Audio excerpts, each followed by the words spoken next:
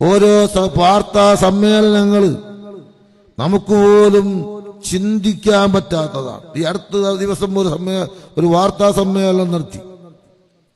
എല്ലാവരും പകച്ചുപോയി. അത് എന്താണ് ഈ കേൾക്കുന്നത്? എന്താ ഇവിടെ ആരോ സാധനം ശുദ്ധീകരണത്തിന് വേണ്ടി പുറപ്പെട്ടു.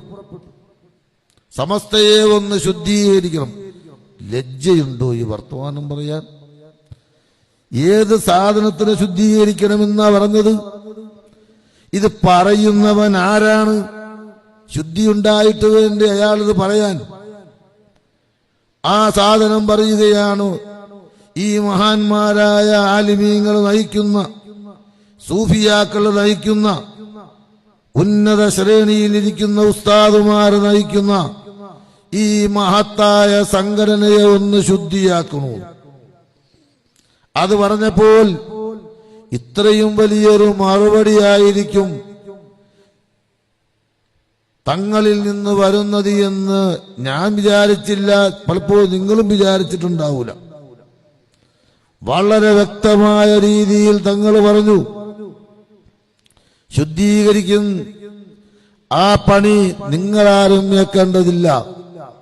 ഇവിടെ ശുദ്ധീകരണ പ്രക്രിയക്കുള്ള കരാർ തൊഴിലാളികളെ ആരെയും നിയമിക്കാൻ ഉദ്ദേശിക്കുന്നില്ല. അതിനുവേണ്ടി ആരും വരേണ്ടതില്ല. ഇവിടെയുള്ളതായ മാലിന്യങ്ങൾ ശുദ്ധീകരിക്കുവാൻ പറ്റിയതായ ആളുകൾ ഇവിടെയുണ്ട്. പുറത്തുനിന്ന് ആരെയും ആവശ്യമില്ല എന്ന് വളരെ വ്യക്തമായ രീതിയിൽ മഹാനുഭാവൻ പറഞ്ഞപ്പോൾ പടച്ചവന് ഇതെന്തൊരു മറുപടിയാണ്!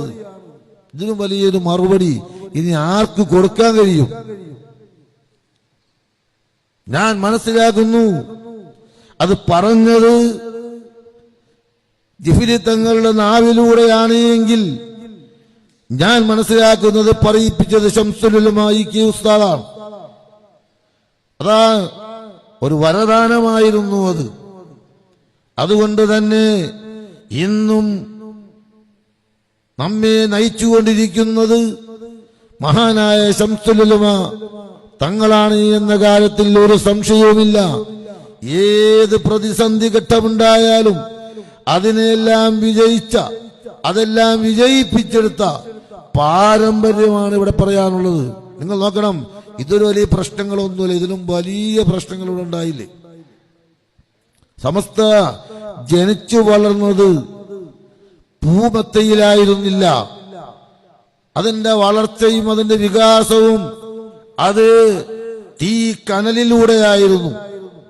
അതുകൊണ്ട് ആ സാധനം ഒരിക്കലും തന്നെ അത് വാടുന്ന പ്രശ്നമില്ലാതെ ഇല്ലാതാകുന്ന പ്രശ്നമില്ല.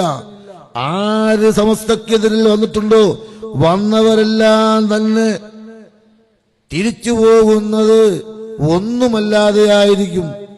ഇന്നും നടക്കുന്നത് അങ്ങനെ. ഇപ്പൊ ശുദ്ധീകരിക്കാൻ മഞ്ഞയാള് ചരിത്രത്തിലില്ലാതെയാവും. ഒരു സംശയവും ഇല്ലാതെ.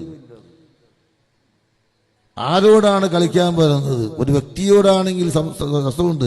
ഒരു മഹത്തായ പ്രസ്ഥാനത്തില് അത് നയിക്കുന്ന നായകന്മാരെ നോക്കിക്കൊണ്ട് പറയാ, നിങ്ങളെ ഒന്നും ശുദ്ധിയില്ലാത്തവരാണ്, നിങ്ങളെല്ലാവരും ഇരിക്കുന്നത് കക്കൂസക്കുഴിയിലാ, നിങ്ങളെല്ലാവരും പുറത്തേക്ക് ഇറങ്ങണമെന്ന് ശുദ്ധിയാക്കാനുണ്ട്.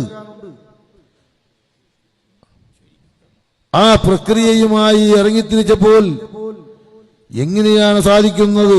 ഞാൻ നീട്ടിക്കൊണ്ടു പോകുന്നില്ല. കാരണം ഇവിടെ പ്രാസംഗികന്മാരായി സത്താർ പന്തല്ലൂര് അതുപോലെയുള്ള ഉസ്താദുമാരെല്ലാം ഇവിടെ എത്തിക്കഴിഞ്ഞു. ഇൻഷാ അല്ലാഹ് എനിക്ക് നിങ്ങളോട് ഒരുപാട് കാര്യങ്ങളൊക്കെ പറയാനുണ്ടെങ്കിൽ തന്നെയും ഞാൻ അതിലേക്കൊന്നും കടക്കുന്നില്ല. അവസാനമായി പറയാനുള്ളത്, ആര് എന്തൊക്കെ പറഞ്ഞാലും എവിടെ കിടന്ന് കളിച്ചാലും നമുക്ക് വലുത് സമസ്തയാണ്. നമ്മൾ ജനിച്ചു വളർന്നത് സമസ്തയുടെ മടിത്തട്ടിലാണ്. നമ്മൾ അലിഫ് എന്ന് പഠിപ്പിച്ചത് സമസ്തയിലൂടെയാണ്.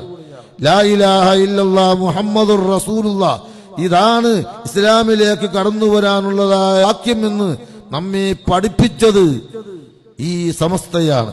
സമസ്തയെ തിരിഞ്ഞു നിന്നുകൊണ്ട് കൊഞ്ഞനം കാണിക്കുക എന്നത് ഒരിക്കലും ഭൂഷണമല്ല.